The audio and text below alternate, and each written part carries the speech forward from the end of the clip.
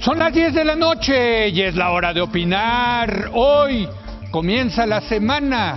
Como todos los lunes tendremos nuestra tradicional mesa de debate con Héctor Aguilar Camín, Javier Tello y en esta ocasión Ana Laura Magaloni para discutir dos temas muy polémicos. Primero vamos a analizar la propuesta de una amnistía para resolver la inseguridad en el país. Luego vamos a examinar las medidas comerciales del presidente de Estados Unidos, Donald Trump, que han sacudido a varios países, incluyendo, desde luego, a México. Así que quédese aquí en Foro.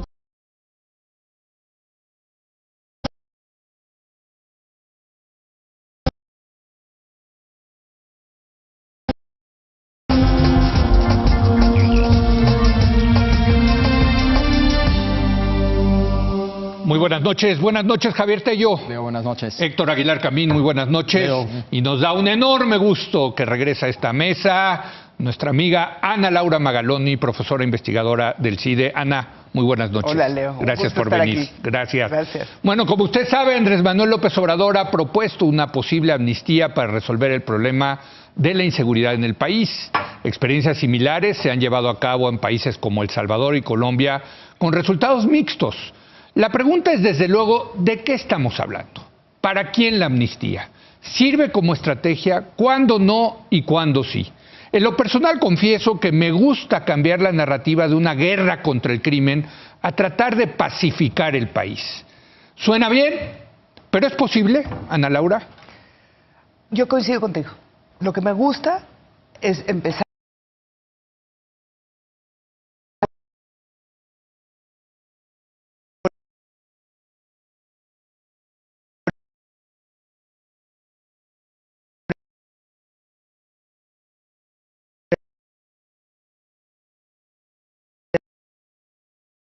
¿Pero de qué estamos hablando? Y en ese sentido introduzco el tema de la amnistía. Mira, a mí, la verdad, la amnistía en términos jurídicos es una ley que se aprueba por el Congreso, ni siquiera la puede aprobar el presidente, por el que se perdona a quien haya cometido determinados delitos, digamos. Como lo tuvimos con los zapatistas. Con los zapatitos, lo podrías pensar. A mí me parece que ni se necesitaría una ley con el nuevo sistema. El nuevo sistema le da una enorme... Nuevo sistema penal. El nuevo sistema le da una discrecionalidad enorme a las procuradurías para aplicar lo que se llama el principio de oportunidad, que es decir, no voy a perseguir. Y luego le da otros instrumentos que te puede decir, mira, no te voy a someter a juicio siempre que hagas esta otra cosa. Por ejemplo, alguien que es adicto a la droga, le puede decir, no te voy a meter a la cárcel siempre y cuando entres a un programa contra las adicciones. Y rompes tu programa y te vas a la cárcel.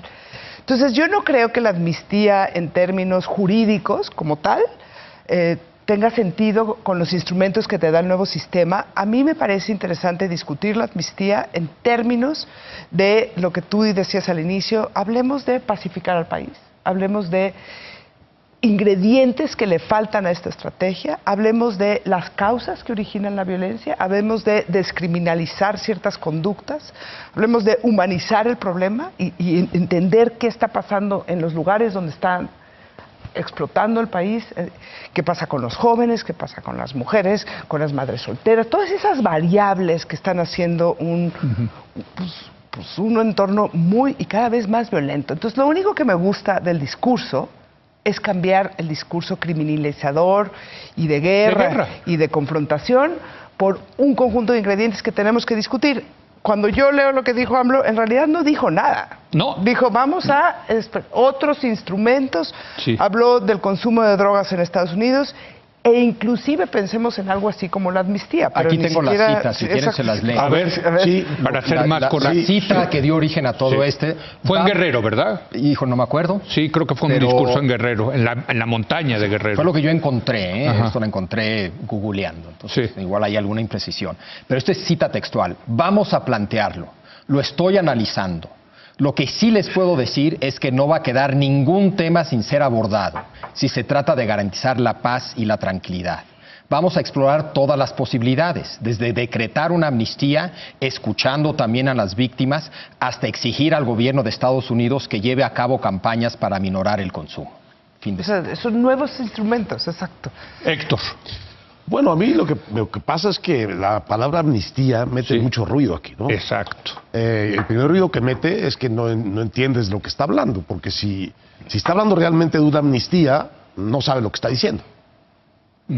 La amnistía es una figura, primero que no depende del Ejecutivo, depende del Congreso, y se refiere a decisiones, digamos, de países que han estado fracturados por guerras civiles o por algo que se parece a una guerra civil y en la cual el gobierno vigente decide olvidar los crímenes que se puedan haber cometido, todos y cada uno de ellos, en nombre de la causa política de la parte, digamos, derrotada o de la parte que no ha podido imponerse. Como un instrumento para pacificar. Como un instrumento para pacificar realmente, con un interlocutor claro que es el que recibe la amnistía. La guerrilla. Y que por eso mismo, como interlocutor claro, puede pacificar su parte, la parte que le toca a él. Llámense las FARC, o llámense aquí en México los grupos guerrilleros de los años 70. O los autodefensas. O las autodefensas, en fin, o los zapatistas. Sí. Hay un sujeto que es el que recibe la amnistía que puede garantizar del otro lado el olvido, un olvido equivalente de todos los agravios infligidos durante ese pleito. Bueno, eso yo creo que no se aplica en lo más mínimo a la diversidad de bandas criminales que hay en México. Hay 280, no sé en qué vaya nuestro amigo Eduardo Guerrero, pero en fin, me quedé en 240. Debería de poner uno de esos relojes de la deuda. Que vaya ¿Cuánto? Bandas, número de bandas. Por una parte. Por otra parte, no hay ninguna motivación política visible que medio justifique el hecho de que un señor tomó las armas. Es crimen puro y duro, del más despiadado, del más colectivo, del más masivo, del más impune, que puede registrarse en la historia de México. Entonces, yo creo que la figura es muy infortunada. Ahora, tomada como lo plantea Ana, es muy interesante. Es decir, vamos a ver de qué tamaño es el daño que esta acción coactiva del Estado ha dejado y vamos a ver si es posible aminorar el daño para los menos responsables o los menos dañinos para su sociedad. Por ejemplo, si recuerdo bien la cifra, hay 17,000 personas presas por solo traficar marihuana. Por la mota, sí, claro. 17,000. Y por vender narcomenudeo de pequeñas cantidades. Entonces, aquí en la Ciudad de México, la recuerdo muy bien la cifra, en el año 2013 en ese año metieron a 3,000 gentes, por cierto, bastantes mujeres, por llevar marihuana. Entonces, a mí me parece una aberración, ¿no?, que las policías cubran sus cuotas de presos con puros delincuentes menores. Entonces, yo sí revisaría ampliamente si todo este contingente de presos que están ahí, pues por delitos muy menores, deben de seguir ahí o hay que darles un perdón. Un perdón. Por cierto, también se habla en ese sentido de campesinos. De campesinos. De halcones. De los chavitos halcones. Exacto. Digamos, no es el nivel de sentarse y amnistía con las bandas delincuenciales, sino con ciertos grupos, pues que sí han quedado atrapados en esta violencia. Una cosa que yo aprendí en un texto de Ana es el tema de la prioridad de la política criminal. Entonces, la verdad, 100 asesinatos aclarados valen más que 4,000 narcomenudistas presos. 100%. Por favor. 100%. Entonces, es un asunto de... ¿De dónde ponen los recursos? Pero no ¿De dónde ponen los recursos? hablar de amnistía. No necesitas, pero si le quieres llamar, nada más hay que explicar a qué te estás refiriendo, porque suena que le vas a decir al Mencho, olvidado todo. No, al Mencho no le puedes decir olvidado todo, ¿no? Ana Laura. Perdón, iba Javier. Es que Javier nos dijo. No, hizo la cita y no. Venga, Javier, sí. Bueno, me da primero mucho gusto de que ya no se descalifica como ocurrencia, esta idea de López Obrador. Yo creo que descalificar cosas de entrada ex ante no ayuda en este debate. Qué bueno que lo estamos debatiendo. Yo creo que la amnistía hay que entenderla en el contexto de justicia transicional en general.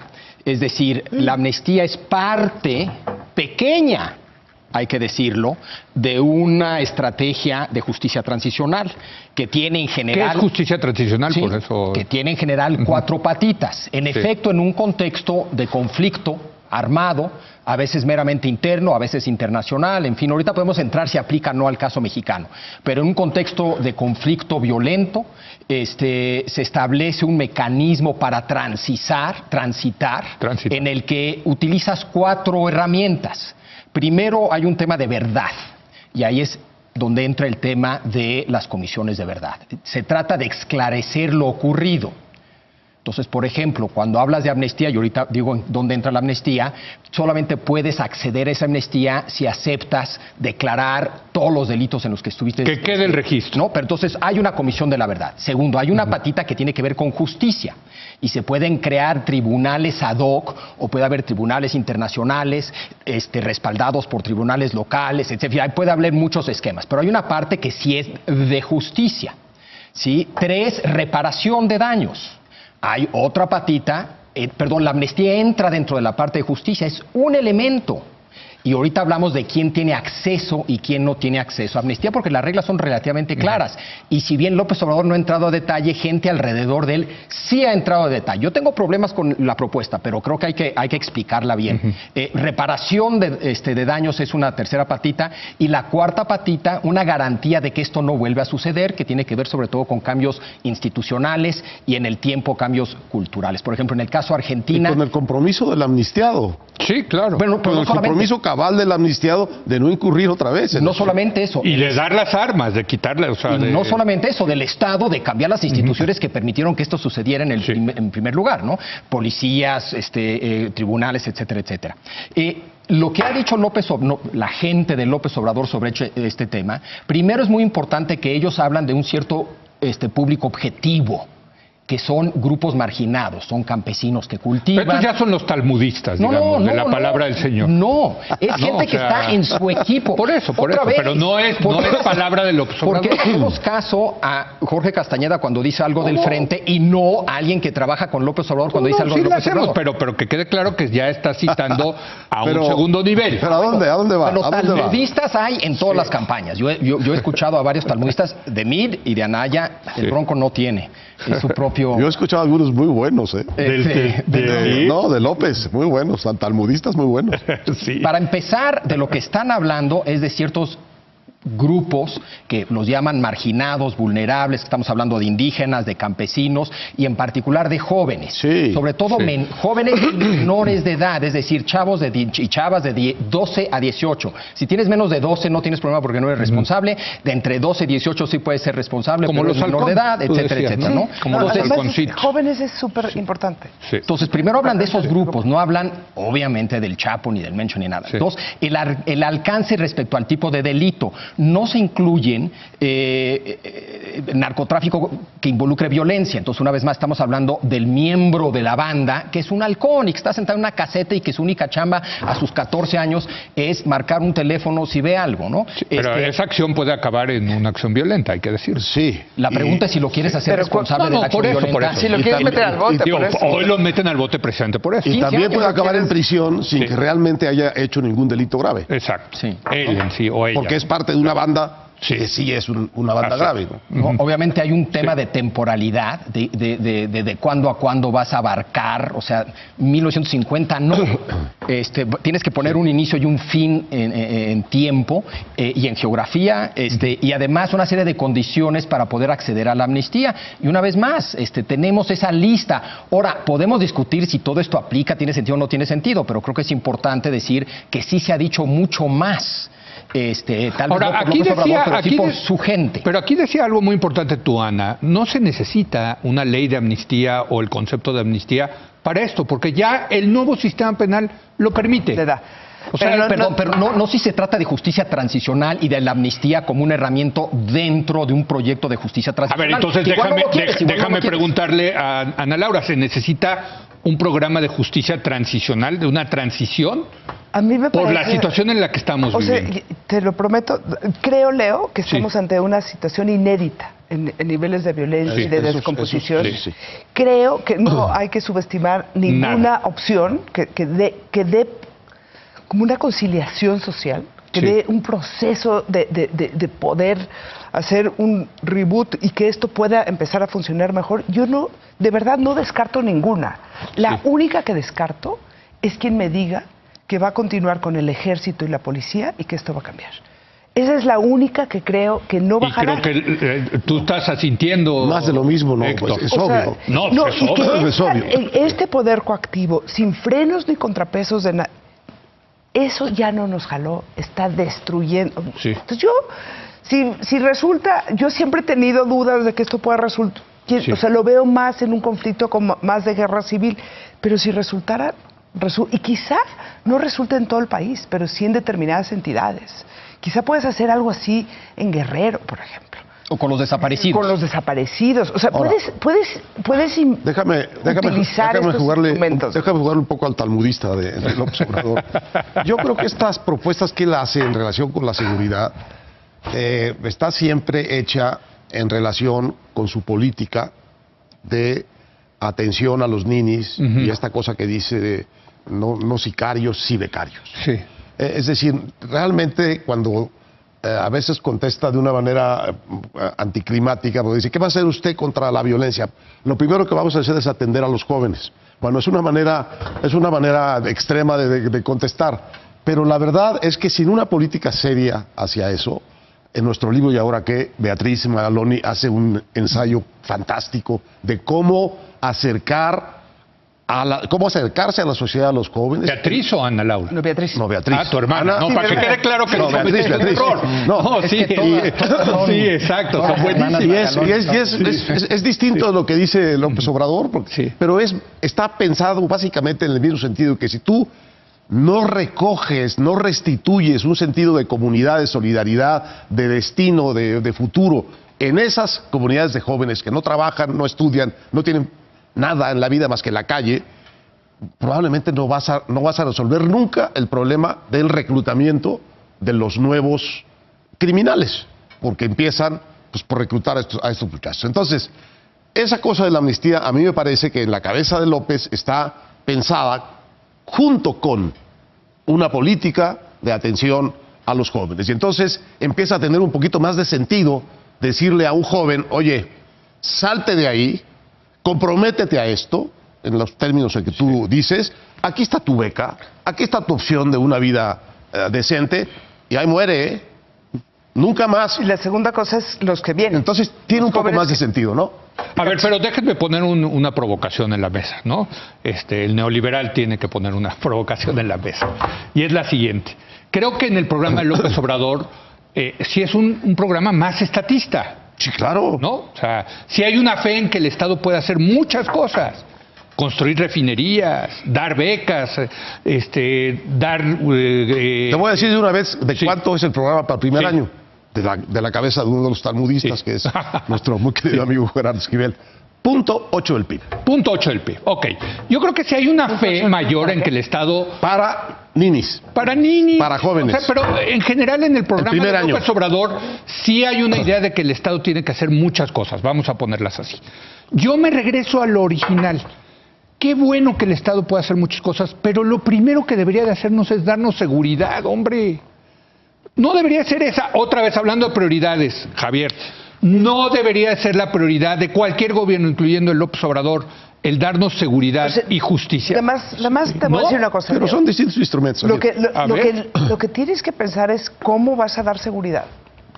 Y lo que parece ser un poco romántico es que solo con policías, de aquí a que se construyan unos 10 años, digamos, y con ministerios públicos y con jueces, vas a poder hacer cargo. Pero eso se necesita también. Yo no quiero minimizar eso. A ver, yo creo que construir las instituciones, y lo hemos hablado mucho, para la seguridad, y lo hemos dicho mucho, toda la cadena, policías, fiscales, jueces, cárceles, es una labor que se va a tener que seguir haciendo. Pensar que tú puedes dejar esto a un lado y se va a pacificar el país, también me parece que puede ser una quimera. A mí, ¿cuáles son tus instrumentos para apagar el fuego como está? Y una de esas sí me parece clave, y cuando lo ves, y Beatriz lo pone muy bien, cuando ves la estadística de a qué edad empiezas, o sea, cuando los niños cumplen 13 años, justamente cuando pasan de la primaria a la secundaria, la tasa de homicidios de niños muertos a esa edad sube desproporcionalmente. Tú tienes que cacharlos ahí. ¿Quieres frenar el deterioro? Es súper importante meterte en esas edades. Poquito antes, probablemente. Sí, si no lo llegas, claro. Pero ese paso de la muerte entre la primaria y la paso de la muerte es importantísimo. Como instrumento de pacificación, como instrumento de seguridad. Entonces ahí sí vienen, digamos, otro tipo de intervenciones del Estado. Pero yo regreso. Finalmente, los estados en todos lados del mundo nos proveen seguridad con policías, fiscales, jueces y cárceles. O no sé si se ha inventado algo diferente. ¿No? A ver. Yo creo que tiene razón Leo, en el sentido de que si no haces seriamente, construyes esa cadena de policías, jueces, etcétera, realmente nunca vas a Oye, pero la segunda cosa que provee seguridad es verdad. Por cierto, y eso te permite sacar a las Fuerzas Armadas de las calles. Ahora, pero tú necesitas también una política social para esos grupos de población que tienes bastante claros, incluso por sus efectos terribles a la hora de quiénes mueren y cuántos mueren. La merma que hay en ese contingente demográfico de los jóvenes es enorme, es realmente una masacre. Ha bajado, creo que un punto, el crecimiento de esa franja de la población. Sí. Entonces, hay es una epidemia, lo ha dicho Juan Ramón de la Fuente. Entonces, es una epidemia. Entonces lo tienes que diseñar, como dice Beatriz, como dice López Obrador, algo además de tu camino, digamos, institucional. Además. A ver, eso es importante. Perdón, va Javier. Yo creo que subestimas la capacidad que tienen estos instrumentos para pacificar. ¿Subestimas? ¿Subestimas tú? ¿Yo? Sí.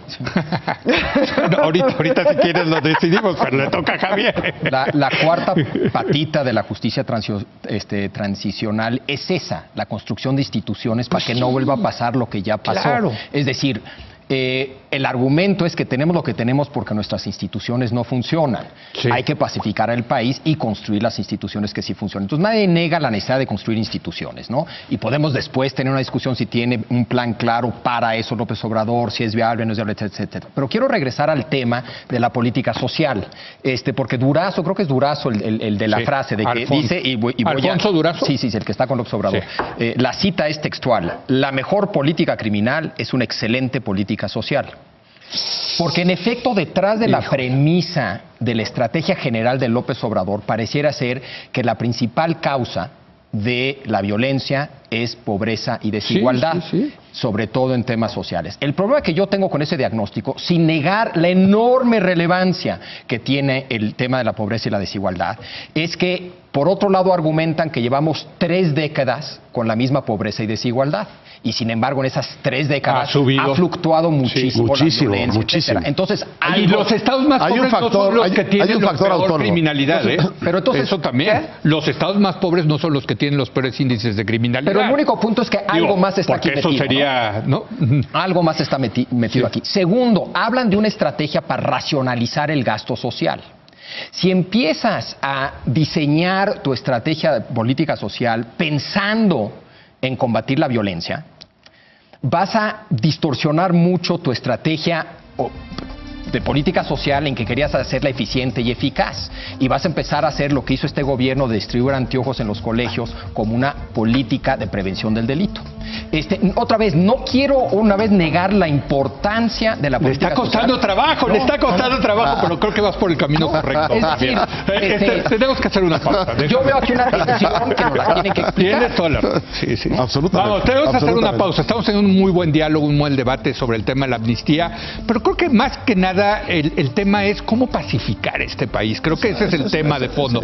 Regresamos en un momento más.